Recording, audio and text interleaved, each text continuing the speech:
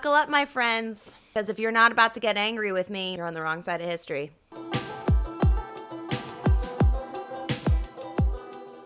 Hello, welcome back to my channel. My name is Emily, and you are at the home of the Forever Theater Kid, and today we have another installment of Bloody Broadway, and this is my series where I bring together my two loves, musical theater and true crime, and I try to make it like a little soup of the two and make it palatable for you. This one's a heavy one. So today is a very, very special edition. This video is all about the Scottsboro Boys musical, mainly the Scottsboro Boys case and the injustices that these 9 young black boys experienced in the early 30s. Oh, this video sure does cover a lot, as you can see of how long it is. A very special guest at the end of the video, so I hope that you'll stay tuned throughout. Trigger warning, this video is going to cover some very, very heavy topics, mainly being racism, police brutality, prison brutality, execution by electric chair, sexual assault, rape, and testimonies of false rape accusations. I'm bringing this video to you mainly because this is a story that I didn't hear about. I heard about the Scottsboro Boys musical and I was like, what is this about? Heard it was about a true American trial. Thought it would be great for this series. And then when I really got into it, I was like, holy crap, this happened. This is insane and has so much nuance to it. And there's a lot of really tricky topics to try to talk about. But the only way to learn the correct way of talking about this kind of stuff is by trying. So yeah, so this one's heavy, but let's get into it because this is a true story and it deserves to be told, and I'm going to do my best in doing so. So please, if you are interested in all things true crime and all things musical theater, as well as other musical theatery videos on my channel, please give this video a like, subscribe to my channel. Tell me down below, what's something that you learned that you never expected to know in this video? All right, let's get into it. The case of the Scottsboro Boys. Beyond the borders of the theater district, we see stories like Christian Cooper, George Floyd, and countless others who were victims of systemic racism. And police brutality harken back to the injustices of the Scottsboro Boys case, and acknowledge that not much has changed since 1931. March 25th, 1931, Alabama. We are in the midst of the Great Depression, and Alabama is hit hard. Alabama is just being sucker punched by the Great Depression. We have extremely high rates of homelessness. We have extremely high rates of either very, very low income and horrible working conditions and unemployment. Yes, the entire country was experiencing this, but Alabama was probably experiencing it the worst. Plus, on top of that, racial tensions were extremely high. It's so high. Abolition, of course, it happened, but sharecropping was still very, very prevalent. So the idea of the Old South had not really left the minds of Alabamans. With financial struggle at an all-time high, higher than it probably had ever been in the US at this point, it made the racial tensions even stronger. It just makes me think that like people couldn't control their financial situation, but they sure as hell could control their beliefs about quote unquote who deserved to have the financial benefit, who deserved better things. White people thought that. People of color, mainly black people, did not have a identity. They weren't seen as people. I would like to say that things are very different today, but as we've seen in the first Christian Cooper and George Floyd and Ahmaud Arbery, so many others, Sandra Bland, Donna Taylor, and in this case, that is the pivotal point of this injustice. Now, during this time, people experiencing homelessness and low-income people would travel on the freight train to find work. So on this particular day, the Southern Railroad freight train going from Chattanooga, Tennessee to Memphis, Tennessee. Hold on, Tennessee, but we're in Alabama. I don't really understand train lines, but this is the line. The train was an interesting thing because we are far, far, far from integration. However, the train was, I don't want to say it was like a safe space because it was also far from that, but it was kind of this liminal space where black and white people would ride the same train car. The train was an extremely efficient way of riding. It was also the cheapest way of trying to find work. And on this particular day, on March 25th, 1931, 2 white teens decided that they wanted to make a problem. White people love to do that. Am I offending you yet? Oh, I'm sorry. I don't care. Get comfortable being uncomfortable. It's 2021. So on this particular day, two white teenagers, they wanted to claim the car as their own. They decided to step on the hand of a black teenager named Haywood Patterson. Haywood Patterson will become a very big focal point of this video and the Scottsboro Boys case, and he was really the person that it just all started from. These two little white shitheads decided, I want this train for me and my friends. So they stepped on Haywood's hand, and Haywood, understandably so, was like, get the fuck off my hand, ow. And a fight broke out. The white people tried to throw the black people off of the train. People were grabbing rocks or anything that they could get to fight the black people. And honestly, the black men on the train were literally just trying to calm everybody down, because it always seems to have to be the black people's job to calm down white fragility. Emily, we're only at the start. Somehow, the news of the fight on the train had gotten to the helmsman of the next stop. Boy, did they not like that. They were like, oh, a fight's gonna break out between two gangs? Oh, I need to get involved. Brad, sit down, calm down, shut up. Brad's and the Charlies and the Stevens decided to get their best together with their knives, pistols, and decided to go to war, I guess, with this small fight that had broke out on this train. So the train stops in Paint Rock, Alabama, where all these idiots are deciding that they're gonna create a problem. What I'm assuming is any black person that they can find, like, you know, all the white boys are just like, I'm gonna like go get a lollipop in town because all these other white guys are just gonna handle it for me because I'm too scared to stand up and say I was a little shithead and started to fight. And immediately 9 black teenagers are arrested. No questions asked, just arrested. And basically being held hostage by good fortune witch hunters, like little townsmen of Oz that are just like gathering to attack these boys. Now, who are these boys? For the most part, most of them are strangers to each other and have never met. Only 4 of them know each other. And these are the boys that are at the center of the Scottsboro Boys case. We have Charlie Weems, who's 20 years old. He's the oldest of the boys. Ozzy Powell. Not Ozzy Powell. Who's 17 years old. He's literally riding alone when all of this happened, feeling the breeze on his face, excited to find a possibility of a new job. We have Clarence Norris, who is 18 years old. We have Andrew/Andy Wright, who is 19 years old, and his brother Leroy, or Roy Wright, who's 13 years old. 13. This is the first time that Roy has ever left home. Keep that back there.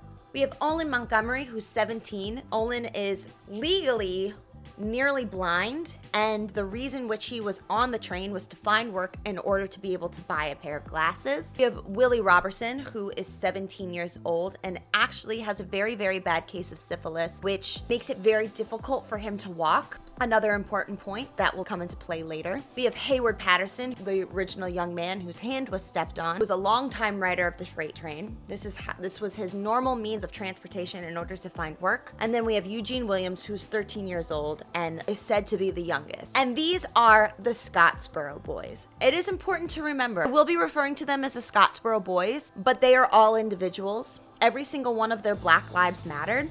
And they still matter today because we see images of the Scottsboro Boys throughout history, throughout Black history, because this shit has not stopped. As Kander and Ebb said when they were creating the musical of Scottsboro, well, we'll get into later, it was when they were living through this as white young children, hearing about it in the media, it was almost as if these boys were seen as a singing group. They were 9 boys that were in the media constantly. Celebrity that was their case exploded in the media. But it is important to remember that although this is the Scottsboro Boys case, these are all individual human beings. Their tragedy was seen as entertainment. All right, so we have the start of the case. Oh, I'm sorry. Wait, we haven't gotten to the worst part about it. Now, this part is another very tricky part of this video. The next part of the case includes a highly volatile thing. A very graphic, proven false rape allegation. I do not believe that most survivors and victims of sexual assault and rape are lying. For the most part, I am always on the side of the victim before I am perpetrator. And that might be something, I don't know. Is that something I have to look at? I don't know. This type of allegation does not happen often. The numbers are extremely low. The statistics, especially today, are extremely low for this type of accusation. However, this accusation by these two women, Victoria Price and Ruby Bates, is horrendous, and I will be tearing them apart. Because these two individual women, just like the individual boys of the Scottsboro Boys case, made their individual decisions to make this injustice happen. It never needed to include them. So I just want to make that clear that I am not putting this false accusation of a sexual assault on the majority of survivors who come forward with their stories, because it's important to make sure that that is distinguished from people who are actually coming forward with sexual assault allegations that are true. This is when women get discredited because of shit like this. We move on. All right, so enter in Victoria Price and Ruby Bates. Victoria Price is 21 years old. Ruby Bates is 17. These are two women who have worked together in the poorest of textile mills in Huntsville, Alabama. Huntsville, Alabama was said to have been the cotton center of Alabama, and the textile mills were extremely rough working conditions. Hours upon hours upon hours upon hours of work with very, very little pay. It was a very tough lifestyle, but people were grateful to have any type of work. However, most of that work couldn't pay all the bills that they had. For the most part, their financial and economic need was sex work. It was a survival technique, and it was something that helped these two women get by. Victoria Price was not considered a typical Southern girl. I'm not like other girls. I'm a pygmy. She's just an asshole. She was a chewing tobacco, fight starting Southern bitch. Had experienced a lot of life by age 21, and she was hardened by life. Now Ruby, on the other hand, she was kind of like yin to like Victoria's yang. Like, Ruby was very, very quiet. She followed along. She wasn't dominant in any way. She was extremely soft-spoken. The power dynamic, Victoria was in charge. Whatever Victoria said went. So like I said, they worked together in this awful textile mill, working 14-hour days with extremely low income. So much so that they had to live in the part of town was the black neighborhood. And back then, that wasn't like them being progressive as hell. There was nowhere else for them to go, for them to afford. So you can only imagine how much this black neighborhood was struggling financially, because if that's the last place that these white Southern women could go, then it must have been a pretty rough neighborhood in terms of living conditions, the amount of people probably living per household. And not only were the women doing sex work for white men, they were also doing sex work for black men. And again, not because they were trying to be integrating and trying to like find equity and equality with other men. No, it was survival. They did it for food and for clothing and no other reason. Wild accusation. If anything, it probably made them hate black men even more. Victoria and Ruby were also riding the train that day. Given their lifestyle and their work and where they lived, Ruby and Victoria were not seen as upstanding Southern girls. Not only because of their behavior, but because of just like their standard of living. If anything, it was probably considered illegal. So the train stops. I don't know if these women heard the fight, if they were close to the fight or whatever, but they get off the train in Paint Rock, Alabama, at the same time that the boys are being arrested. Now it goes through Victoria's mind, oh my God, we just got off the same train. We're gonna get caught. We're gonna get caught for existing on the train. Fucking leave it to white women to put themselves at the center of something that wasn't even about them. It gets into Victoria's mind that she and Ruby are going to be arrested because they were possibly working. I don't know if that was actually happening, but it's a possibility. Literally, like, my thought is like, did they think that the train stopped because they were having sex on the train? Is that why they think it stopped? It had nothing to do with them. So what do? They scream rape.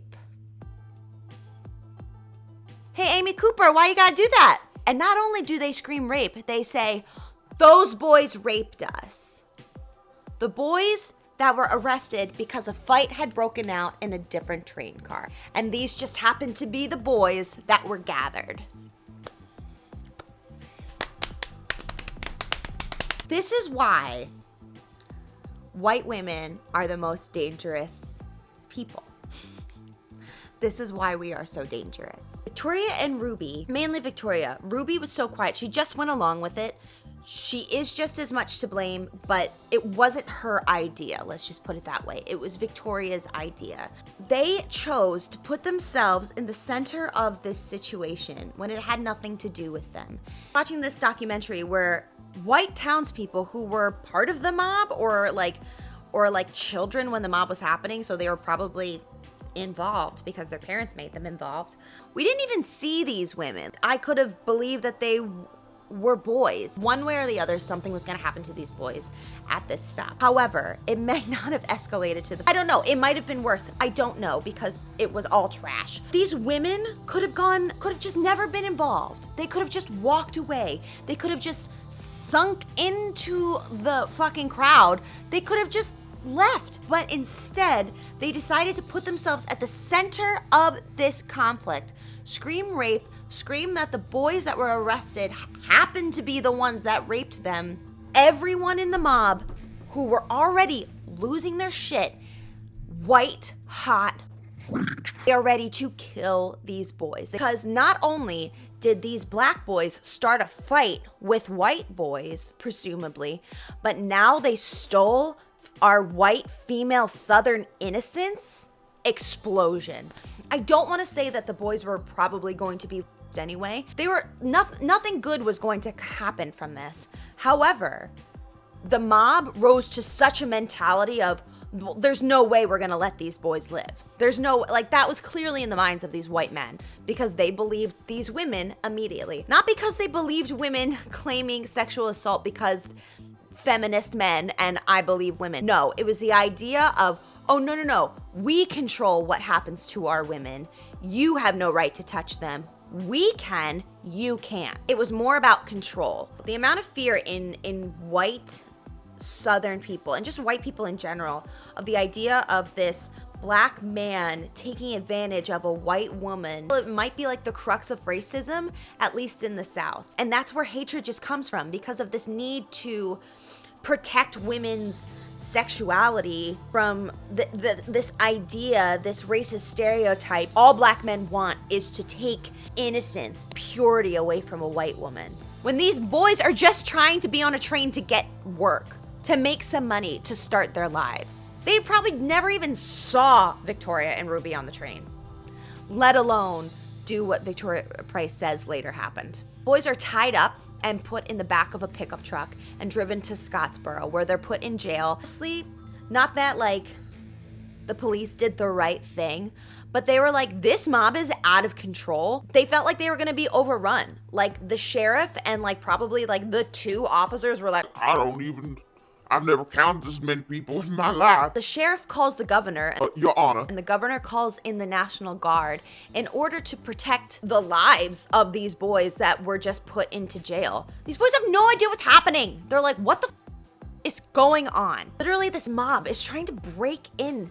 They're so white hot rage. They're trying to break into this jail in order to get at the boys. They want their own type of lynching justice. This is what they want. And they're furious that, law and order is somehow the more reasonable thought process. Just reminding you, none of these crimes were committed. It is April 6th. We're at the first trial. Again, the crowds were just as big, if not bigger. They were basically having fucking Coachella outside these courtrooms, being like, oh my god, I love a trial, yas, playing music. They were roasting some corn. They were just oh my god, I love a fucking trial because I'm racist as fuck. So we're at the trial. Victoria Price goes on the witness stand and she gives a horrifically graphic and detailed account of the assault, saying how multiple men were holding her down and the other men were holding Ruby down and assaulting them and raping them. she even pointed and said they were the ones that did this. Fully, like, believing her own shit, lying in the face of everybody watching, and everybody believed her. I wish that this would happen with people who are actually going through this. But it's women like this who have ruined it for everyone. The reason that everybody believes these two white girls is because they don't trust black men and black boys and black children in the slightest. If these women were to call rape on one of their own husbands, their own white husbands, nobody would believe them, and what probably got to Victoria and Ruby's head, because they finally felt accepted by their own community, because all of their past offenses, all of their past lifestyles it was washed away. You were assaulted by a black man? Come on in, honey. We got you. We got you. God, it's so fucking twisted. And Ruby gets on the stand and I don't feel bad for Ruby. I don't think she had a lot of control in this situation, and I blame Victoria mainly. I'm sure she put the fear of God in Ruby, but like, Ruby still corroborated what Victoria said. She couldn't identify any of the boys as the attackers, but she said that everything that Victoria said was true. The courtroom, the judge, the all-white jury believed them. Meanwhile, the boys couldn't get a lawyer, of course. They couldn't afford a lawyer, so their families were able to scrap whatever money that they could together to get someone in Chattanooga to represent them. The only person that they could get and could afford was a real estate agent, because this guy is trash. Basically, it was just like, you should say you're guilty. It will be better for you. Say you're guilty. There's no way in hell that you're gonna get off. By the way, I'm drinking a shit ton of whiskey. I'm gonna have a mad hangover tomorrow, but like... Deuces. Coachella. He literally had one meeting with them that was 20 minutes, and he's like, can we just like move this along? Like, I need to like get my drink on. They had no resources. They had nowhere to turn. They were scared. So the minute that anyone got on the stand, they turned against each other. They said, well, I didn't do it, but they did it. Well, I didn't do it, but they did it. They were thinking about number one, understandably so. They needed to protect their own bodies, and by doing that, they thought the only way to do so was to turn on the other. Because not only did they not have any resources, they had nobody on their side in the room. There was no person of color. It was a sea of white, angry eyes on them, wanting them to die. They all received guilty sentences and were then sentenced to die in Alabama by the electric chair. So the boys were sent to Kilby Prison, which was the death prison. You went in there and you didn't come out. The first night that they were there, they rioted, they threw chairs, they were turning on each other because they were just fucking scared. They literally went on the train to start their lives, and this is what happened. Don't stop remembering that. It's like if your teenager went to the mall to get a job at like Forever 21 and then this happened. The most innocent thing they could have been doing was to get a job. I fucking can't. The newspapers got hold of the story, and boy did they run with it, because the newspapers were tired of writing about the same old depression stuff.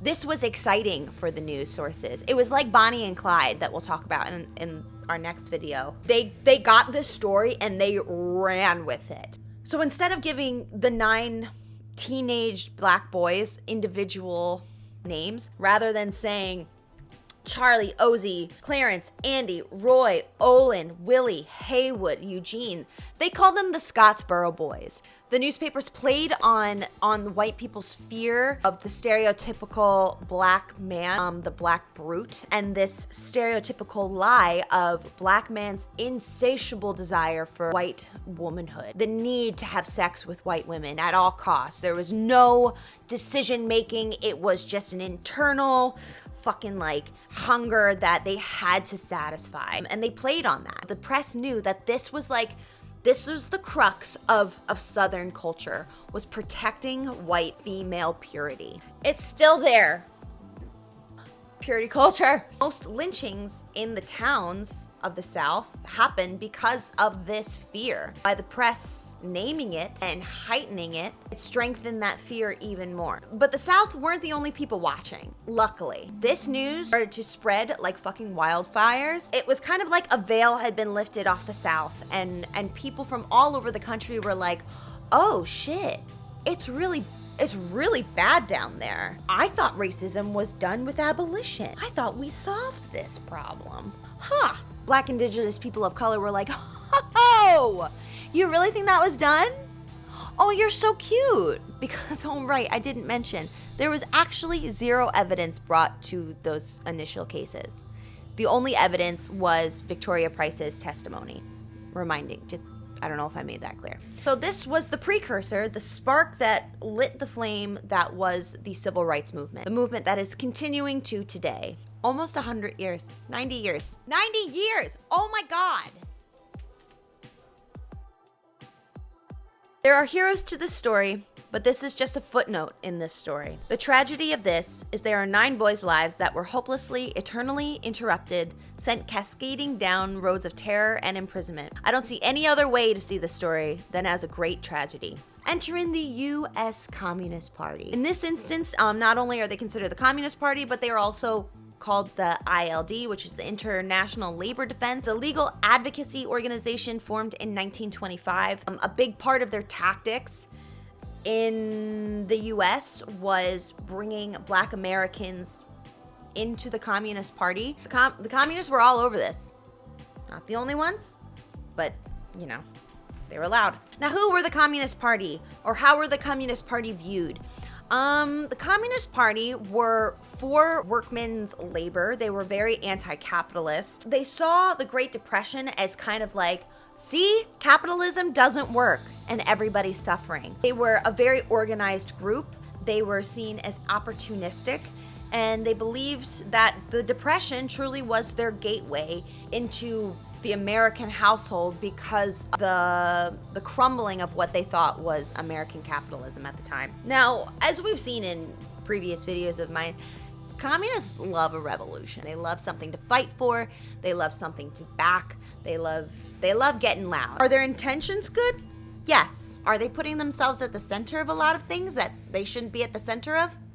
Yes. Systemic racism, an extremely complicated thing that I mess up a lot. Feel free to tell me I'm wrong below. If you're just a white man whose feelings are hurt. Communists believe that the Southern black man was very much experiencing an incomplete revolution. Yes, abolition happened. Yes, Reconstruction had happened.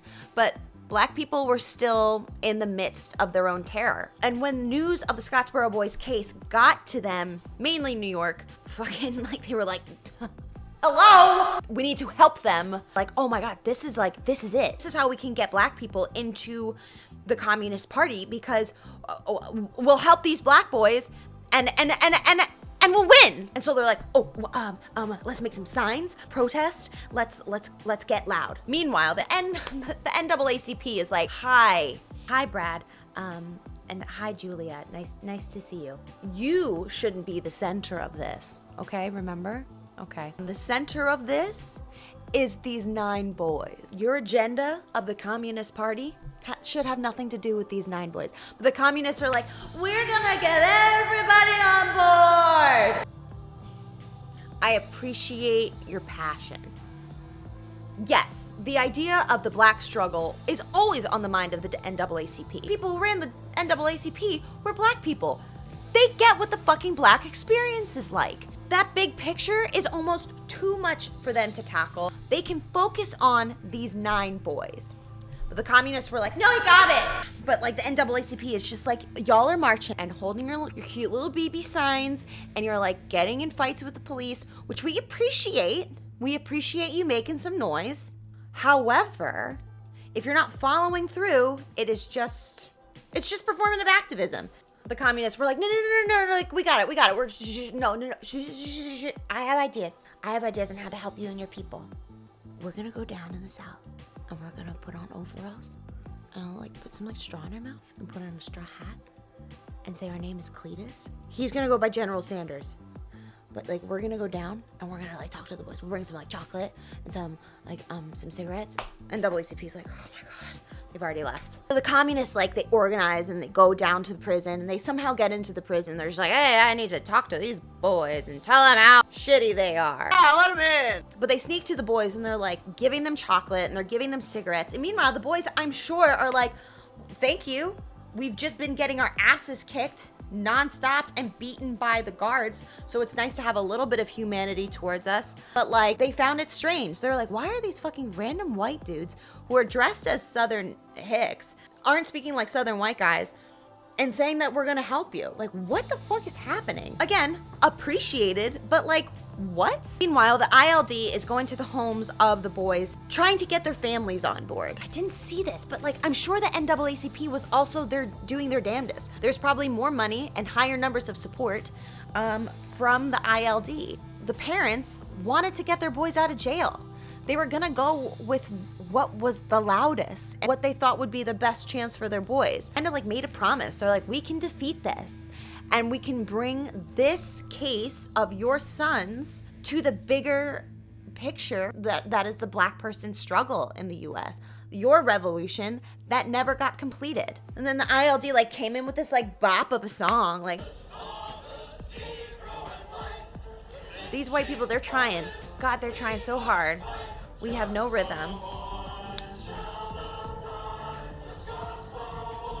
Like, just like, blacks and whites together, working as one. Honestly, my song is better. And by bringing the ILD and the Communist Party into the Scottsboro Boys case, not only was it gaining attention nationally, but also internationally. They were international protests. The boys' story was getting everywhere. The celebrity of this story was getting everywhere. But remember, these are 9 individual boys, not a singing group, not a story. They are not a story. They are people who are experiencing the scariest things of their lives unnecessarily because of the lives of 2 women and a culture that hated them. And yet it's just being sensationalized all over the world now. So the lawyers of the ILD go to the Supreme Court and we're just like, look, these boys didn't get effective counsel. Their real estate lawyer was drunk off his ass and just told them to be guilty, gave them 20 minutes of his time. They had no effective counsel, and the Supreme Court's like, that does seem kind of stupid. So 7 out of 2 voted in favor of the Scottsboro Boys, that the Scottsboro Boys were denied effective counsel and that they were allowed to be retried. New set of trials is put forth. All the dudes on the Supreme Court were like, you better get a damn good lawyer. Enter in Samuel L. Leibowitz. Sam Leibowitz was a criminal defense lawyer from New York. He was a Jewish man, which will play a very important part later. And he was like the Billy Flynn of New York City. He defended a lot of shitty people in the mob, celebrities. Out of his 78 cases, he won 77 of them, and the only one that he didn't win was a hung jury. Sammy over here, Sammy was a big name. ILD wanted him to try the case. Leibowitz was known incessantly researching his cases, being a huge showman in the courtroom. If he wasn't an actor at some point in his life, like he was like bound for the stage. Like he was an extremely theatrical defense lawyer, and the communists were like, we want you. And Leibowitz was just like, this case seems real good for me. This case could be great for my reputation. If anything, I'm helping people who are clearly innocent, so people will think that I don't only like defend trashy people, but also like good people that actually really need to get out of jail. I knew he was like, this would be great for my reputation. It'd be great for my celebrity status because like, I want to be a star. He was nervous. He was nervous not because of the case, but he was nervous to be associated with the Communist Party. He didn't believe what they stood for, but he eventually agreed to take the case, and he was on board. The evidence is very clear. We got this. I got this. Leibowitz didn't understand was the South. He had no connection to the South. He was a Jewish New Yorker going to like bumblefuck Alabama. It was like a different country. South and the North were still so divided, especially Alabama. We are now in April 1933. The boys have been in prison for 2 years. Some of the trials were moved to Decatur, Alabama. And as always, more and more spectators came to view the trials. At least in these ones, from the documentary I was watching, people of color were coming to also see the trials.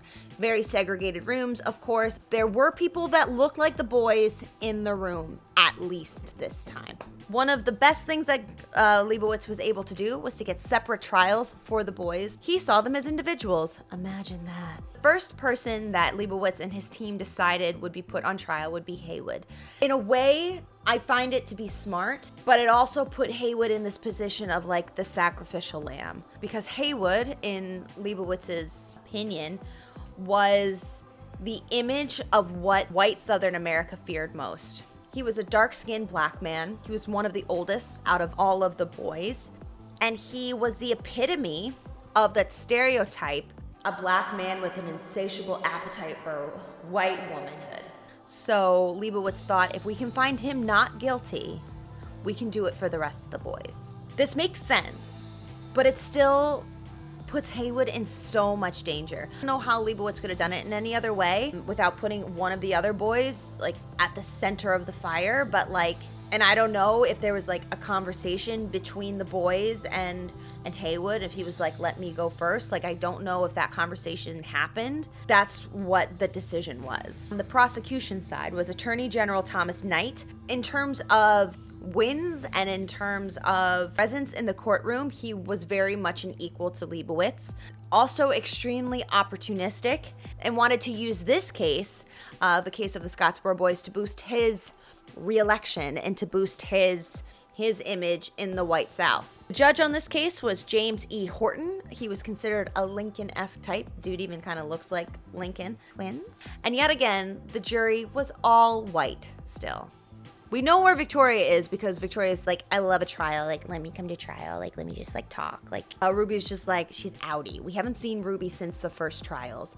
2 years later, she's like, girl's on the run. Like, the only thing that the prosecution really had was Victoria Price's testimony. And yet again, she gave an extremely well-rehearsed, graphic, 16-minute depiction of what happened on March 25th on the train. I believe it was the same story. If anything, it was probably more graphic this time around because she had more time to develop the story.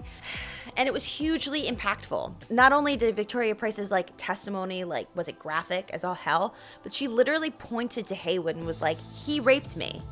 And so the audience is like, oh my God, she called him by name. She would have done that with any of the boys that were in the room. Whoever was first, she would have pointed directly at that person. I'm convinced of that. She finished talking and like the prosecution's like, the prosecution rests. And Leibowitz is like, hold my beer. I got this. But so he wasn't concerned. He was just like, I expected this testimony. I've been researching my ass off. I'm ready for the test. And he literally had planned for this. And he was just like, I've got a couple of things up my sleeves. The first is a toy train. And everybody's like, toy train. Leibowitz comes to the courtroom with model trains. Trains that were almost direct replicas of the freight train that everybody on the 25th was riding. One of the ways he was going to disprove Victoria's testimony was seeing where she was on what train and proving that the boys were not there. If she was raped by someone, it wasn't these boys because they weren't there. Before the trials actually happened, Leibowitz brought these trains to the boys and were like, which ones were you on? Who was with you? Did you know any of the other guys with you? Which trains were you on? When these trains were brought to the courtroom and Victoria was just like, I was on that one. Leibowitz was just like, none of my boys were on that train. So none of them could have done all that crazy shit that you just said. None of them, especially Haywood right next to me, none of them were there. And she's like, well, I mean, those aren't the trains. Those aren't the trains that we were on. Trains that we were on were much bigger than that. And Leibowitz was just like, yeah, I know. These are toy trains. And she's just like, I did not ride a toy train. I rode a real train. So that's not the train that I was training. Like, I know. Again, these are not real trains. And she's just like, what are these trains for ants? A center for ants? Victoria was relentless. She was not backing down without a fight. Never looked Leibowitz in the eye. The only time that she would look Leibowitz in the eye was when she was getting angry and yelling. Another person that noticed this was the judge. He'd like peer over his like little crow's nest and be like, something's off. Something feels weird.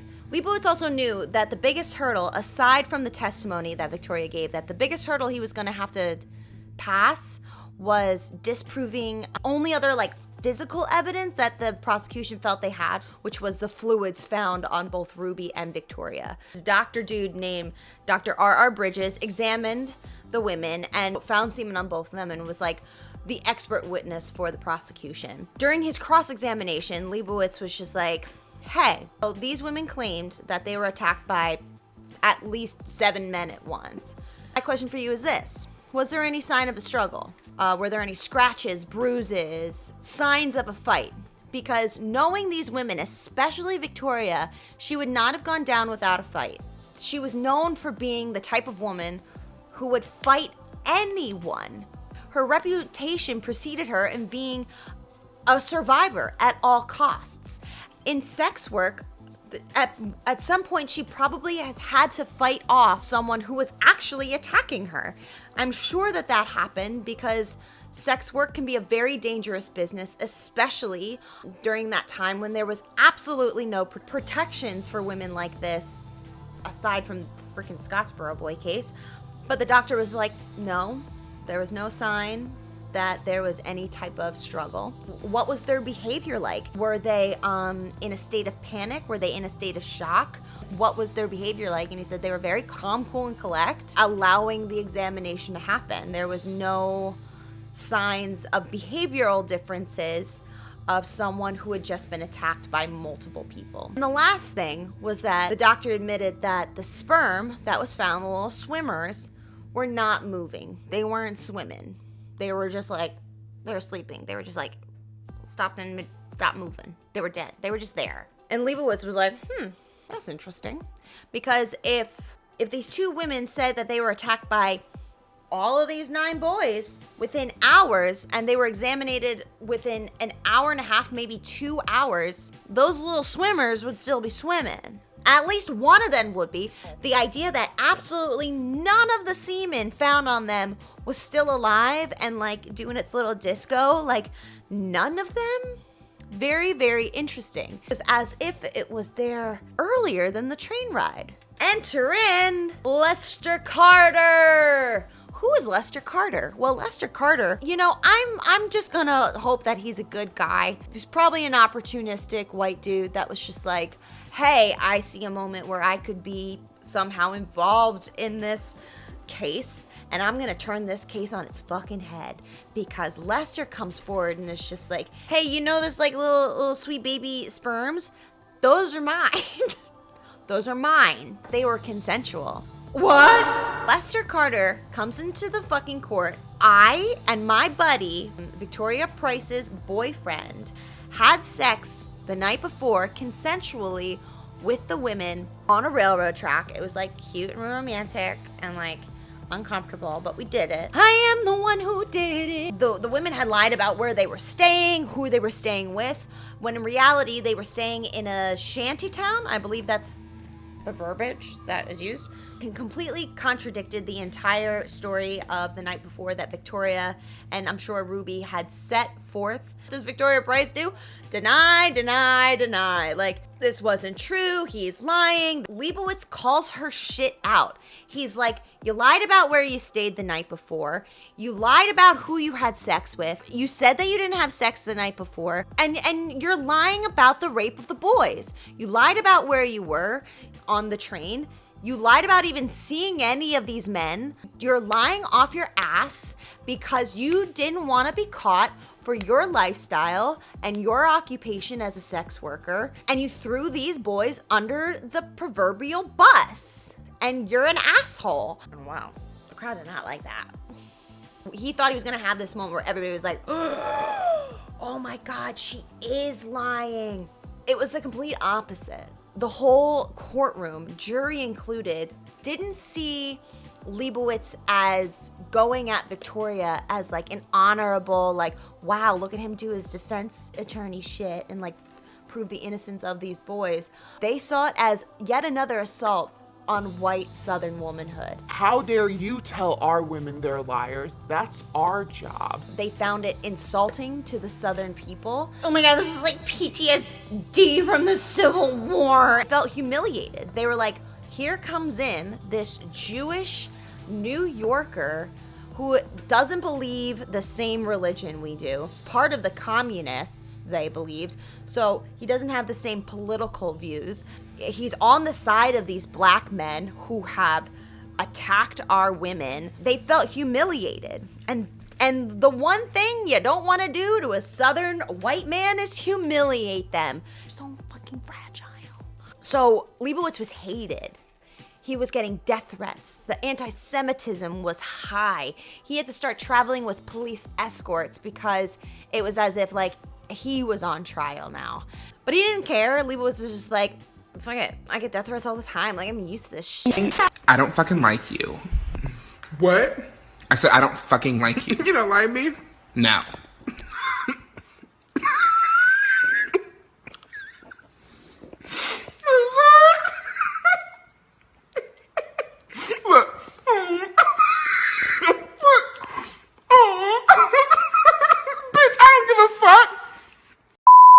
Like, he didn't get that his whole persona, his whole attitude was kind of what was leading his case down the shitter. Like, he was so proud and so egotistical that he didn't see that, like, his actions and the way in which he was conducting his part of the case, which worked so well in New York, was not the type of tactics he needed to use down in the South. He didn't adapt his style of defense for the South, which is what he really needed to do. All that aside, that's not the last thing that Leibowitz has up his sleeve. He starts to sit down and he's just like, oh wait, hold on. Judge, I've got a secret. I have another witness. And the judge is like, oh shit. Everybody thought Leibowitz was done. And he tosses up a Hail Mary and he goes, hey girl, come on in. Enter in Ruby Bates. Boop, boop, boop, boop. They found her. Everybody's agog. Everybody's aghast. Ruby Bates is in the house and she's not there for the prosecution. She is there on the side of the defense. Shit was wild. Prior years, Ruby had made her way up to New York and basically was just like trying to run away from all the shit that she had stirred. And the ILD found her and we're like, hey, time to go right those wrongs. So she agreed. Bates gets on the stand and she just says that everything that her and Victoria Price said in the initial hearings when they got off the train was a lie. Everything Sergeant says is a lie. You better not believe her. And the audience was just like, are you fucking kidding me? But she was coming into her voice now and she was just like, what we did was wrong and it was a lie, done and done.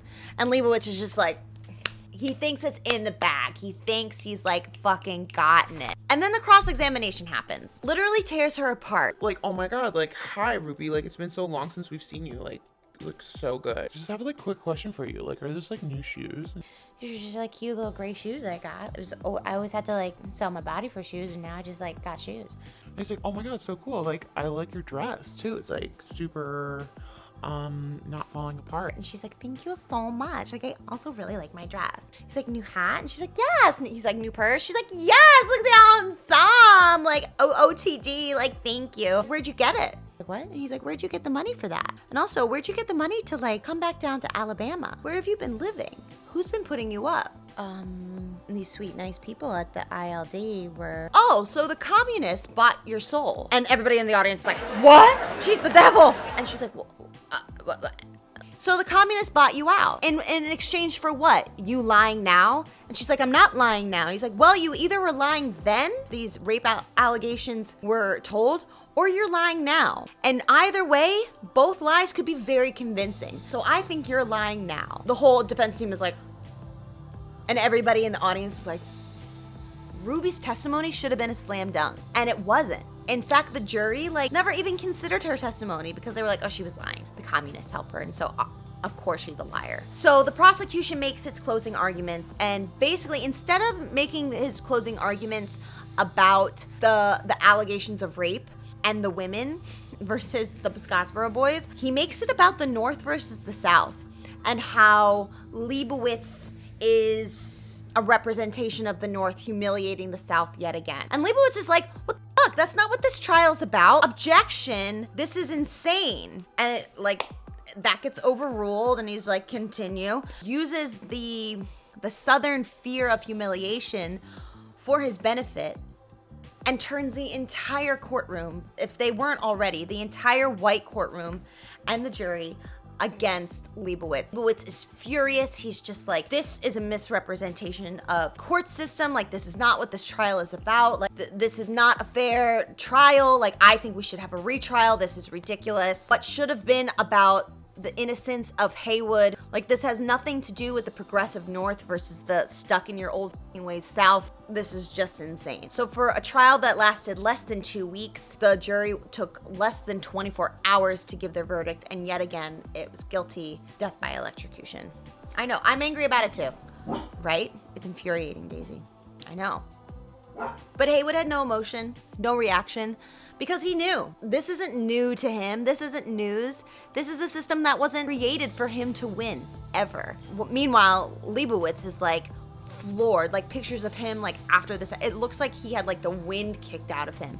He had no idea that his embodiment of the North was what was going to be the downfall of the trial, really. Just him as a Jewish New York man was what turned the jury and everyone against him. It just proved that this case was really never about the boys. It was about racism. It was about the pride for white nationalism and anti-black rhetoric, and other than the solid evidence that favored Haywood and the rest of the boys. So with Haywood's trial brought to a guilty sentence, it didn't look good at all for the rest of the boys. Goes back to New York. He's seen as a hero, but like, he didn't win. He didn't follow through, but he was determined not to give up. He's dragging the South for filth and their racist rhetoric. He's going to protest. He's saying how we need to keep fighting for these boys, and really just like pushing the Scottsboro Boys case to stay in the conscious mind of the North and international folks as well. Trial changed Leibowitz into the type of defense lawyer that truly wanted justice for the right types of people. It wasn't about his celebrity status anymore. It was about actually helping these boys get back to the life that they deserve to have, and he wanted to bring justice to them and their families. Judge Horton on the case actually also had his doubts. At first, he was like all for the women. Like, I believe these women. Leibowitz comes back and he's just like, deserve a retrial. Judge Horton had like just enough like worry that he was like, all right, I'll look at it. And he pores over his notes and he's just like, why wouldn't there have been defensive wounds? Why wouldn't these women have tried to escape on a slow-moving train where they could have easily jumped off if they were being attacked? Why did nobody else see them? Asking all the questions that we would have today to be like, why is this not lining up? I don't get it. But everybody was like, shh, shh, shh, shh, shh, shh. No. Horton, hearing who you made the right choice. You're coming up for re-election this year, so just like, shh, just like let it go. And Horton's just like, something doesn't feel right. I know, Daisy. Daisy just put her like paw on me to be like, are you serious? Another trial? Yeah, another trial. Like, a resurgence of the trial made the North go like, fuck yeah, like, let's do it again. This time we're gonna get the boys off. It's gonna happen. More protests were happening and more unity between whites people in the Communist Party and black people in Harlem. They're joining together, they're marching together. It's like really like the first of the marches that we're seeing for the civil rights era that is only coming in the next couple of decades. Slogans like black and white unite and fight, huge sign of international unity. So the communists were just like, we're staying on top of this. Like, we are using this opportunity to like spring forward our agenda of the communist movement, while the mothers are like, cool, but like, I want to just get the boys' word out there. They work together. So many of the mothers are sponsored and put on national speaking tours. Haywood's mother, Janie Patterson, led a march on Washington, D.C. Ada Wright, who was the mother of Roy and Andy, led a tour through Europe for them. It ended in Moscow. Thousands, when this woman had probably never left her hometown before. Bates joined the tours. She was now a proud communist, and she was just like, I'm giving my support. I'm trying to do the right thing now because I fucked up big time a couple of years ago, and I'm trying to right my wrongs. Like, I'm on the side of the boys. Let's get them out. But like, all of this was white noise to Alabama. They did not care. They didn't give a The North was pissed. They were like holding tight, like linking arms so strongly against the pro-Scottsboro Boys people. They were holding fast to this pride that they had for the South and not letting go of it. But ultimately, Haywood would be put on trial again for his life. Judge Horton was removed as judge for this batch of trials, and of course the judge that was like brought on was a 70-year-old old South mentality judge named William Callahan. William Callahan was literally like the worst judge to have on this case. There was no fairness and unbiasedness that a judge needs to have. He would like basically be acting as another lawyer on the prosecution, objecting to what Leibowitz would be saying, fighting tooth and nail for night. That night literally like would sit back and like light a cigarette because Callahan would be like, I'll take care of him. Literally would say, oh, I'll take care of Leibowitz. Like, that's not what a judge is meant to do. A judge is meant to like be the highest upholder of the law, and this dude clearly had an agenda of his own. Trials happened very swiftly. The jury, yet again, all white, liberated for 1 day, guilty, sentenced to death. Clarence Norris was put on trial next to the same result. All 9 boys were put on trial with the same result, and they were sent back to Kilby's death house.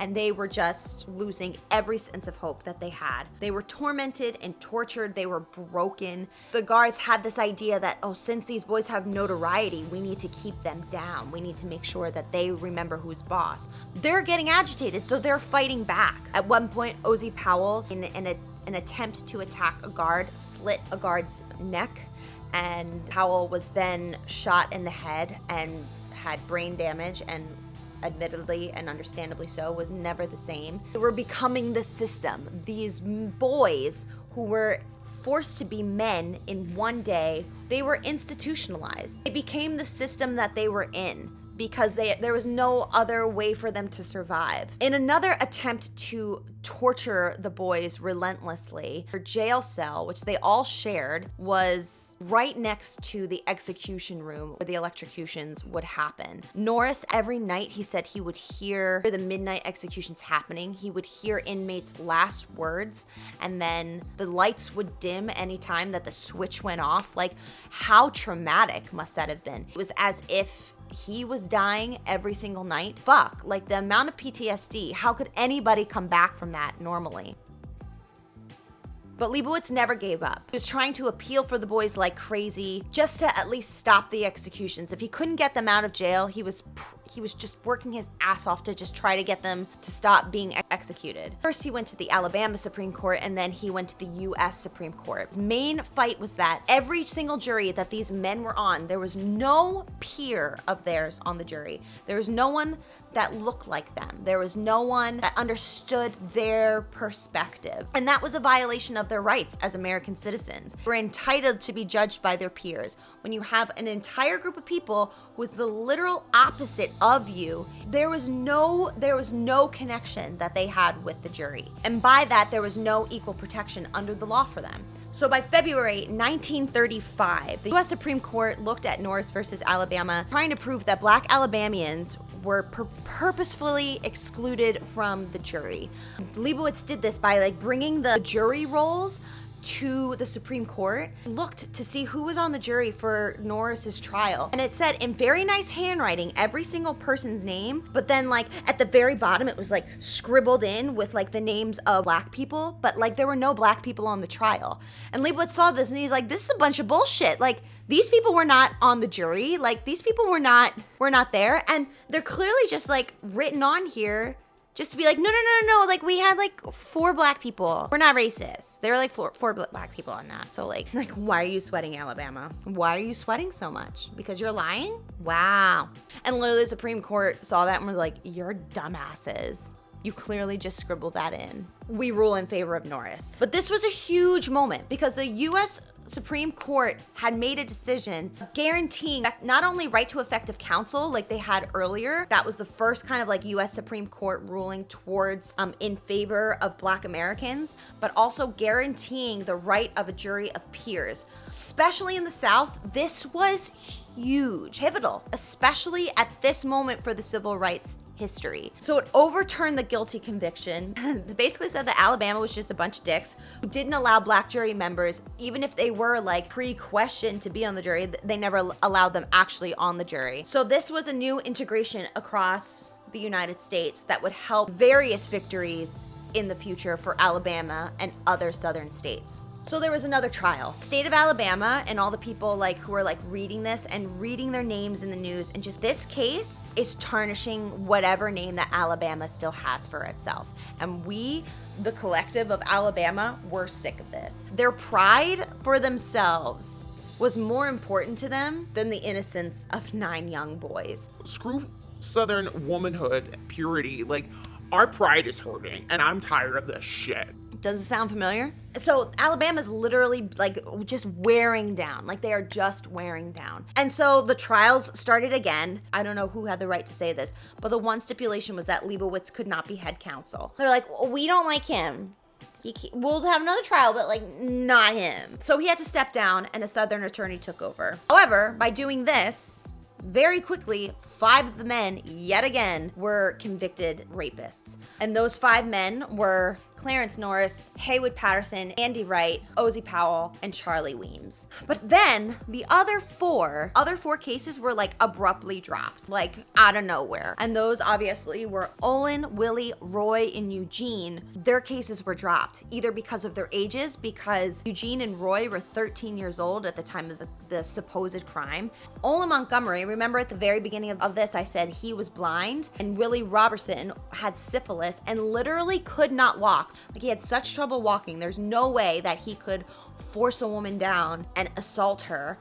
He didn't have the strength to do that. Those 4 boys were let off, and it was kind of supposed to be like white people's version of being like, well, you get those boys, we get the rest. We get the ones that look and seem dangerous to us, but these ones, like, you can have them. Great, 4 of them were off, not because they were actually proved as innocent. Why would 4 be let off and 5 not? It's the same evidence for every trial. It was just them being assholes. They were just being assholes. But, however, we have to find the positives in this case, and after 6 years of false imprisonment, the 4 boys, Oli, Willie, Roy, and Eugene, were finally free. And for a very short amount of time, they were seen as heroes. They went on a speaking tour. They were even booked at the Apollo. And at the Apollo, they even reenacted the events of their lives on stage, which was practically like being put on parade as a minstrel show. We'll get into this in a little later, discussing this in terms of the framework of the musical. Leibowitz kind of put them on tour to perform. It was very bizarre. Instead of kind of just going back to life with their families, they kind of continued the celebrity of the Scottsboro Boys cases. I think the intention was just to keep the news fresh about them, but it was a little odd how it was done. Just as soon as their 15 minutes of fame after being released happened, that's as quickly as their sponsors ghosted them. The boys were practically begging for their sponsors to give them some money or some way to like rehabilitate them back into society. While the other 5 boys left in jail were just their hope. The celebrity of just the entire case was dwindling. The news was starting to take on stories that were probably more about the war that was brewing. And this case was like, we've been talking about this case forever. We don't want to talk about it anymore. But interestingly enough, the more that the press stopped talking about the Scottsboro Boys, the better it was for the actual case of the men in jail. Finally, Alabama lost steam. They stopped fighting. It's just crazy that kind of all the boys needed, which no one would have known, but all the boys needed was time, which is still not great, but what are we to believe that if nobody fought for them that they would have been let off? No, they would have been put to death, probably very quickly. Since everybody was cooling down, the Scottsboro Boy cases would finally come to an end. The five boys, now men, went to the parole board for a 4th time. Charlie Weems, who was now 31, was finally let go. Andy Wright was released 2 months later. Clarence Norris was then released soon after. In 1946, Ozzie Powell, now 33, was let go. He probably had to stay longer because of his incident with the guard. The only person that was not let go was Haywood Patterson. Haywood was the face of the Scottsboro Boys and the danger that the Southern people felt was behind it. He was left to rot in jail, despite his freaking innocence, because he was the most hated. The system had criminalized him. He was institutionalized. Like, that's just what happened. In July 1948, him and other prisoners had escaped from the prison he was in and waited days in the water whenever that there were like guard dogs around. And then he was harbored by different black families in the area at night and hopped on a freight train there was no other way for him to travel, but of always for him to travel after he escaped prison. He hopped on a freight train and stayed with his sister's family in Detroit, Michigan. He was finally free. But none of the men, even though all of the men were out of prison, none of them were free. Mentally, they were suffering with this weight of the world the rest of their lives. Something happened to almost every single one of these men. At the age of 39, Haywood Patterson killed a man in self-defense in a bar fight. He was sent back to prison and died in a Michigan penitentiary. In Albany, New York, Andy Wright was yet again falsely accused of raping a white girl, but he was acquitted. But that stain stayed with him the rest of his life. It was looking good for Roy Wright for a while. He served in the army. He had married, but then in 1959, he was convinced his wife was cheating on him. He killed his wife in an act of fury, passion, and then proceeded to kill himself. The two brothers, Andy and Roy, are buried next to each other in a military grave in Chattanooga. Clarence Norris was the only one that was able to form a life for himself. He broke parole and fled to New York. He assumed his brother's name to be able to start a new life, and he married twice and had a family. And he got a job in sanitation, a hardworking job, and fought for a full pardon in Alabama. He was ardent on fighting for this because him and his hopefully there was friendship in some way, brotherhood in another, forced brotherhood, were never guilty. And he was like, this is wrong. This has always been wrong. And times are changing, and this is gonna get rectified from hell or high water. The only reason they were in prison was because of racism. And then finally, in October 1976, Governor George Wallace, who was not seen as a very progressive governor, saw reason and pardoned Norris. And these were some of Norris's words at the press conference after. I have no hate, prejudice against them. Creed or color. I like all people. And I think all people accused of things which they didn't commit should be free. I wish these other 8 boys were around.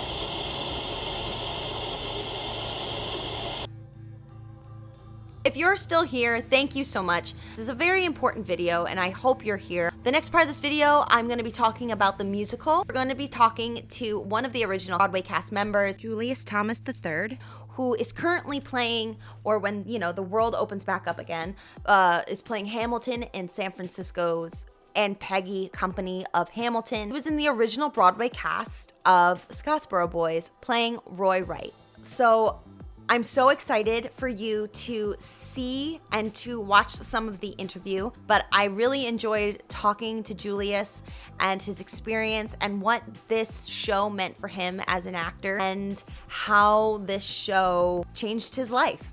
I'm so curious about your journey to the Scottsboro Boys and how you heard about it, what drew you to the project, or just your general journey through the audition process and ultimately into the cast. Yeah, so I was actually out on tour with the Radio City Music Spectacular with the Rockettes. So we were doing arenas all around the country and, bringing Christmas cheer to everybody's hometown. I got a phone call from casting saying, hey, we've got this brand new show with Susan Stroman. We would love to see you in New York. And I was like, there's just absolutely no way that that's gonna happen. I'm out on tour. They were sort of floored by it. They were like, well, we understand that you can't get out of it, but it's Susan Stroman. And I'm like, I know.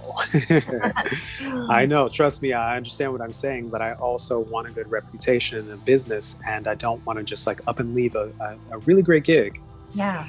And so they said, okay, well, this never works, but why don't you just put yourself on tape and we'll see if we can drum up some interest for replacements. I went through the process of creating, instrumental tracks for myself in my hotel room and, filming the scenes. And then I did a whole tap routine on the stage, backstage at the Radio City Music Spectacular, and sent it off.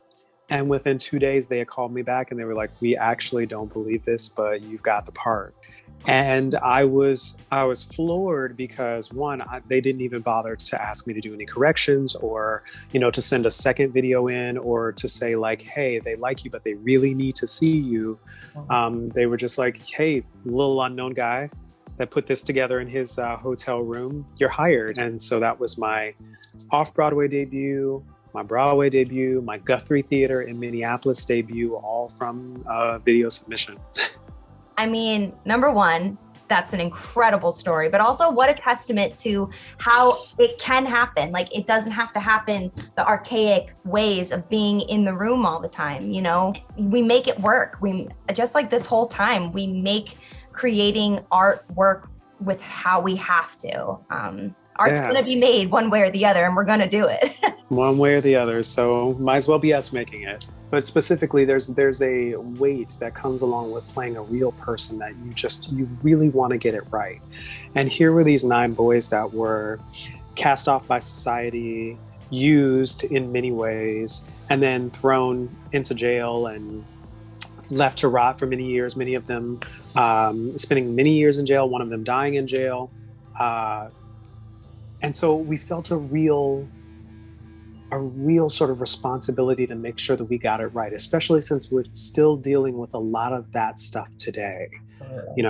So I think we all came together and we had some really wonderful leaders in our company, like Coleman Domingo, who has gone on to do some really incredible and amazing things. He's the man of 1,000 characters, as I affectionately call him. And they sat us all down and they said, hey, if we're going to tell this story, we're going to tell it right, and we're going to come to it every day and give everything that we have. And it was sort of the perfect meeting of art and commercial theater, except for the commercial part didn't work out so well. But it's just, there's just nothing like it first. I was just reading another article before getting on with you of the oral history that Playbill did. And I read how you said that you took it home with you. Have you found ways of kind of like protecting your own heart and protecting your own self through different characters from that experience? Because I was reading how you were like, that was really challenging. And for a young actor fresh out of school, you don't get trained really on how to do that. Yeah, it's all about dropping in, and nobody really talks about dropping out or leaving it at the door, And yes, it was incredibly challenging because, I haven't experienced a lot of out and out racism in my life, but I have experienced plenty of microaggression, plenty of moments where I walk through a store and am followed, plenty of moments where someone crosses the street away from me when I'm walking down the street, and I'm thinking to myself, you're more likely to attack me than I am you, just so you know, in my brain. And having to sort of like maneuver that world, people moving away on the subway or in elevators and things of that nature, is clutching the slight clutch of a purse. And so it really exacerbated, living in that moment, living in that character really exacerbated those moments for me that were already really loud and blaring in my heart and in my mind. They were already incredibly loud. And so it just sort of exacerbated those things. And I had to lean on finding joy in ways that I could through silly things, like cartoons and things that make me happy, like comic books and nerdy things, and like really just sort of like trying to leave everything at the door, leave it at the theater door. And yes, it taught me a lot about what is necessary when you step into the doors and what's necessary once you step out of it. You have to be able to bring everything you can to the stage. Otherwise, folks won't connect to it the way that they could. And that's one of the things that I do in Hamilton. Every time I walk in the door, I want to make sure that all of my actors that are around me get what they need from me, and also that the audience, who is expecting so much in that show, gets what they need from me. But then when I walk out the door, that Julius is taken care of. Yes. So yes, it was sort of the first place that I learned how to figure that stuff out, and I'm really grateful for that. The Scottsboro Boys musical went off Broadway in 2010 at the Vineyard Theater and went to Broadway in 2011 at the Lyceum, in the Lyceum Theater. Our director was Susan Stroman. She was the director and choreographer. She went to Kender and Ebb. They wanted to create a show about an American show, an American trial, and they wanted to bring it to light. And they came upon the Scottsboro Boys because I believe it was Kender was just like, I remember this case growing up. They made the boys seem like they were a musical group, but then as soon as it was like so popular in the papers, that's how quickly it went out. Anyone who reads about it or learns about the Scottsboro Boys case is like, why don't we learn about this at all in our history classes? That's a whole other thing. Rightfully so. This is American history and we don't learn about it.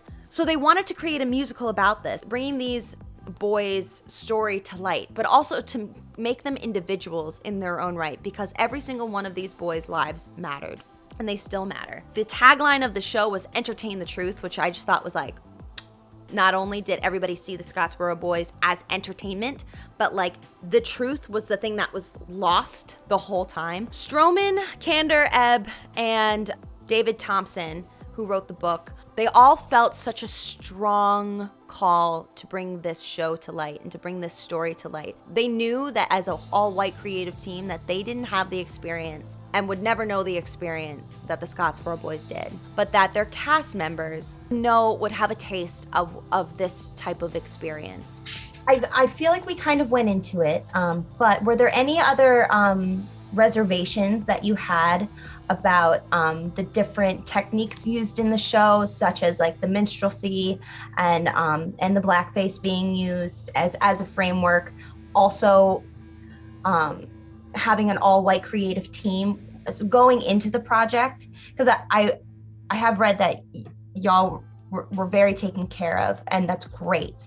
But going into it, especially as a young, fresh actor going into the industry, what was that like for you? Yeah, so I never really thought about it because all of my creatives had always been white up until that point. I think I had experienced having one Black musical director up to that point, and that was at Music Theater Wichita with the incredible Thomas Wesley Douglas. So I didn't really see it that way until people started talking to me about it in that way. They started mentioning, how do you feel about doing something like this with an all-white creative team? And then it sort of forced me to start taking stock of how I felt in those. Fortunately, like you said, we were incredibly taken care of. There was never a moment that I felt that anyone was taking advantage of me. And I was actually quite offended when folks would say things to that of that nature, to say that like, all these Black guys are just doing this to try to, further their careers and to do X, Y, and Z. And I'm like, no, I'm actually doing this because it matters to me. And there at that point, there had been things in my career that I had passed up on because I was like, and since then there have been plenty of things that I'm like, I don't know that that's something that I want to get myself involved in. But it never even crossed my mind because we were so well taken care of. We walked into the room and they said, we don't know how to talk to you about what it feels like to be you. We don't know how to do that. We're going to lean on you to tell us how you would feel in these situations based on your experience. And also we'll lean to research and things of that nature. What I can talk to you about is from my perspective, what I experience as, let's say, a woman, or as someone who has a disability or things of that nature. They wanted to relate to us in that way, but never from a place of telling us how we should experience these things, but asking us, this is how I feel. Is this how you relate to this moment? And it just created a real sort of safety in the room to have an honest conversation about things that both happen in the world and that have happened in the world. So yeah. That's so wonderful. I hope that more experiences like that happen. They chose to use as a framework for the show a minstrelsy show. All right, the definition of a minstrel show, according to Google, according to Wikipedia, the minstrel show, or minstrelsy, was an American form of racist entertainment developed in the early 19th century. Each show consisted of comic skits, variety acts, dancing, and musical performances that depicted people specifically of African descent. This was an extremely popular form of entertainment. It had a formula, it had the same type of characters and depictions of Black people. There was blackface involved, there was tons of stereotypes involved, cakewalks, you name what's super not okay in today's day and age, and that was in a minstrel show. So the idea of we're putting this story, this precious story that needs to be told in the framework of a minstrel show, if you don't see what they were trying to do, it can seem as very like, clutch my pearls. I felt that way at first too, when I was just like, well, why would they ever do that? But if you know Candor and Ebb and their process of creating various shows like Cabaret of Chicago, they set their shows in a place that's going to either make you uncomfortable or make you see the show from a different perspective that you were expecting. By using the framework of a minstrel show, they were using it to highlight how ridiculous the fact that this case even had to happen was. They were using the minstrelsy aspect to mock the entertainment form.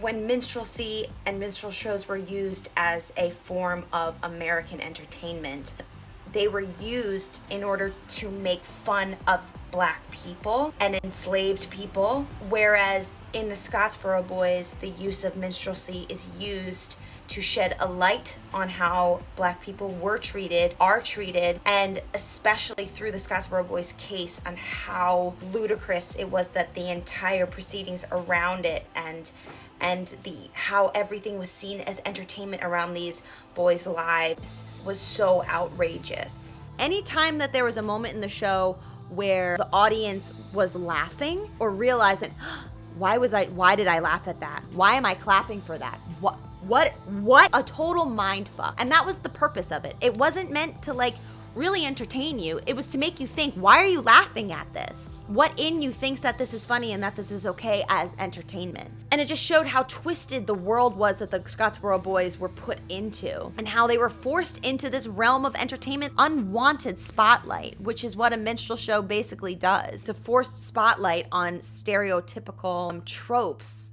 of Black men and women. And at the end of the show, the cast members turn on the form itself. They walk off stage. They say, fuck doing it anymore. One of the cast members said, we're not trying to do a minstrel show or honor minstrelsy. You're using the minstrel show as a device to reinforce the messaging of the show. It also echoes what the boys ended up having to do, as we mentioned earlier, after they got out of prison. They had to put on minstrel shows telling the tale of what happened in their trials to get people to see what was going on and how ridiculous it was. Racial tensions are still high and people feel on alert, especially in celebration, but also in protection of Obama as the first Black president. You know, they see a creative team of white people putting on a show about Black voices in a framework of a minstrel show. And so outsiders who weren't really like in tune with the way that Candor and Ebb and Susan Stroman work were like, no, it's racist. And I will say I was on that side of it before I learned anything about the show, because I was just like, what? Where it's like, it's more in tune than that. It's much more nuanced than that. In fact, we're using that to tell a story that you weren't expecting. The show as a whole, though, as the first opportunity for me to really feel like an artist, my first delve into art as activism, and making a statement that really sort of like makes people sit up and pay attention. I mean, I know that you know that we were picketed and things of that nature. It's really a thing to sort of handle in your first Broadway show. Yeah. And also, a lot of the shows that I had been doing up to that point were fluff and fun and escapism. And here we were sort of sloughing all of that off and saying, we need to tell this story. We need to remind folks that this thing happened because it's been erased from our history. And the only way we don't repeat things like this is to tell it and to talk about it and put it in our art. And so I look back on it fondly, but also sternly and really importantly. Does that make sense? Yes, absolutely. Not a lot of smiles, but a lot of wonderful things come out of it. Yeah, I said that and I went, that wasn't the right word. No, Emily. Big White Way truly made it very clear how it felt about the show. So the show went off Broadway in 2010 at the Vineyard Theater, and then went to Broadway in 2011, the Lyceum Theater. It opened on Broadway on October 31st, 2011, closed on December 12th of the same year after 29 previews and 49 regular performances. That if the show had come out, or even if it were revived now with the BLM movement just progressively getting stronger and stronger, and more people advocating for themselves and for their peers, especially our BIPOC community, what do you think the response would be now? I would hope it would be better, but I would love to hear your perspective. Yeah, well, the interesting thing about Candor and Ebb shows is that the first time around, they don't slap like they do during the revival. Candor and Ebb is often ahead of their time. Yeah. Chicago was sort of a thing that was looked at a little wonky the first time around, but this second revival has been running for what, 20 years at this point, 20 something years at this point. Same with Cabaret. It wasn't a show that hit the first time around, but the second time around, it's huge, and it's had this sort of life after that has dwarfed the initial performance. And there is just something about their material. They push the envelope in such a way that people aren't necessarily ready for it, but it makes them ready for it the second time around. Does that make sense? Yeah. Sort of a weird thing. And I think the Scottsboro Boys will be the exact same way. We touched people in a way that they either couldn't get out of their seats or at the end of it, or they couldn't sit through all of it. It was sort of polarizing in that way. And I think the next time that it rolls around with some fantastic performers who have way better knees than I do at this point, I mean, that people will they'll be floored by it and they'll rush to see it. So I think it will be received better the second time around. It later moved to the West End, off West End, 2013 at the Young Vic, and then proceeded to move on to the West End in 2014 at the Garrick Theater. And it had a much better response in the UK. I think it's interesting how commercially it seemed to be better received in the UK. Do you think that has anything to do with the fact that historically, at least in this specific sense with the Scottsboro Boys, that they were separated from it? Yeah, in order for white America to have accepted this show, when it first came out, they would have had to look in the mirror in a way that I think that they were ready to, but just didn't want to. It's really interesting, and you made something pop up in my brain here. There has been such a separation. I think for the newer generations, they don't feel as connected to the Jim Crow and slavery and things of that nature. They don't feel as connected with it, so they can look at it with a critical eye and say, my God, this was horrible stuff, and we need to talk about it, and we need to look at it, and we need to make sure that we never, the effects of it are still prevalent today. We need to fix that. We need to handle it. And I think that that's just something that the generations before aren't interested in doing, because it means that they have to look in the mirror, because a lot of them they're not that far removed. They've got grandparents who participated. They've got parents who lived under the Jim Crow sort of laws and helped to discriminate against people. They are still living in the benefits of 200 years of slavery, 400 years of slavery, just many, many years of keeping people underfoot, keeping people of color underfoot. Yeah. And so it would be really hard for them, nothing wrong with doing hard work, to actually look in the mirror and face it and fix the things. And it would mean giving up some of those privileges and things of that nature. And I think that they aren't ready to do that. They don't want to. The generation after, the millennials and things that you have talked about, are separated from it, I think, in a way that allowed them to look at it with the critical eye and say, we don't want this blight. Yeah. We see what it's doing, the separation that it's having on society. We see that we can't get anything done as far as race relations are concerned, and that things are actually looking really bleak right now. And they're saying no more. And I really, really appreciate that. It's one of the first times in my life that I felt, even though the things look worse, the things are honestly getting better. That's great. I haven't heard it in that way. And that gives me hope. And thank you for that. It wasn't a show for tourists. It didn't have that type of wicked pull. It wasn't Phantom of the Opera. It was a more cerebral show. I think it showed a lot about white guilt. Nominated for 12 Tony Awards and did not win one. I think that's extremely telling. The Tony voters were like, oh, we'll let you in, but we're not gonna let you win anything. The show that won everything, which is a whole, I can't even get into it because it's just so much more, but like the show that swept that year was Book of Mormon. Book of Mormon is a show all about the white savior, and it's much more commercial, and it has a lot of problematic racial representation in it. It's so fascinating to me and not surprising that swept, while the Scottsboro Boys, a brilliant piece of art, cerebral art that makes you think and makes you question and makes you feel, didn't win a single award. Again, that's not to say that the performances and the actors and the designers of Book of Mormon didn't deserve those awards, because they did great, but it just makes you think what the institution of Broadway, what types of Black stories Broadway considers award worthy. The show did much, much better in the UK.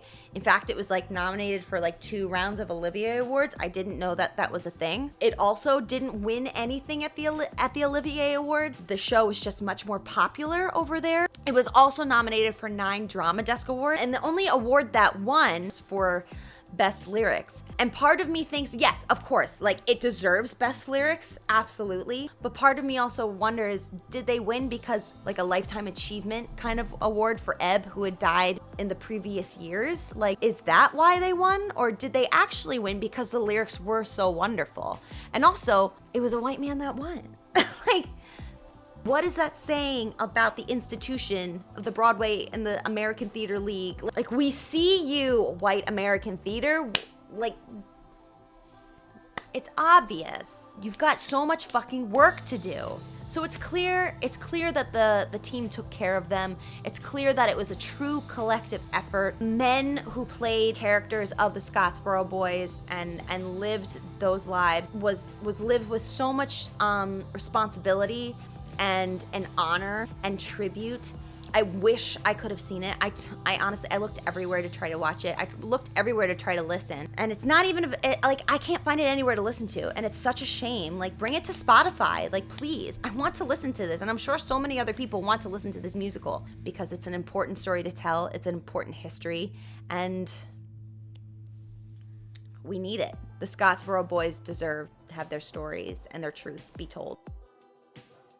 The last bit of like information that I have, and then I promise I will wrap this up. Thank you so much for sticking around. On November 21st, 2013, the governor of Alabama, who had been hearing about the Scottsboro Boys show and then continued to do more research on the Scottsboro Boys case, posthumously pardoned every single one of the Scottsboro Boys. And it happened the night, I believe it was the night of a show. So they put up on the screen that on this night, all of the men, all of the Scottsboro Boys were freed of all of their charges, pardoned. Their slates were wiped clean. And the audience realized that it happened while they were watching the show. They were like audibly gasped and were so filled with joy and relief for these poor boys. And I just think that's so cool. And Susan Stroman was just like, that's better than any fucking Tony Award. And I'm like, hell yeah. And it was like, as the men took their last bow of the night, like, oh my God, like theater, That's theater. That's theater. All right. Wow. God, y'all, it's been a journey. Thank you so much for watching. Thank you, Julius, for your interview and for your time. Thank you for being a part of this video. I'm so appreciative. I think hearing the words of a cast member who experienced this art and was able to put this art on for people to learn more history of American and Black history is pivotal. I'm so thankful to have you. I hope to do this with more shows in the future. All my sources will be listed down below. I have zero idea how long this video is gonna be, but we love a long form video. I don't know what else to say except thank you. And to remember that Black History Month is not just a month. Black history is now. Black history is yesterday. Black history is tomorrow. Black history is American history. And it's important for us as Americans, especially white Americans, to see the errors of our ways and to see what Black and Indigenous people of color have had to suffer through. This is just one story that we haven't learned about in our history. And I'm just this random girl in New Jersey telling you it. I hope to bring more stories of people of color to light. Aren't that many musicals that I've found so far that tell true crime stories. Please, if you want to look up more injustices that are in YouTube storytelling form, please, I'll link some down below that I think are great people to watch. Yeah, we need to be lifting up our Black communities, people of color, take ourselves out of the equation and put who's important in front. Truly hope that none of this has come off in an offensive way. If it does, we'll talk about it. I'll learn. It's a safe space. Unless you're gonna say some racist shit down below towards the Black community or communities of color, you will be erased. If there's anything I said specifically that was like, hey, maybe your intentions were in the right place, but you shouldn't have said this, you should say this, please feel free to say it down below. Or if you feel the need to email me or contact me privately, we can totally have a conversation. I'm completely open to learning more and being better every single day. But yeah, this was a really tough one, especially with balancing sexual assault allegations with racial tensions, because this is just one story of two women who made an awful decision to make 9 Black lives even harder. I hope I did it justice. I truly hope I did, because I cared a lot. I hope I did you right, Scottsboro Boys. Thank you so much for watching. If you would like to, please subscribe to my channel. Please follow me on all my socials. I'll see you in the next one. Take care of yourselves. Amplify Black voices always. Shut up and listen. Coming from a video that was probably over an hour long. Shut up and listen. If you stayed to the end, thank you. Happy Black History Month. I love you so much. And still close out like this though.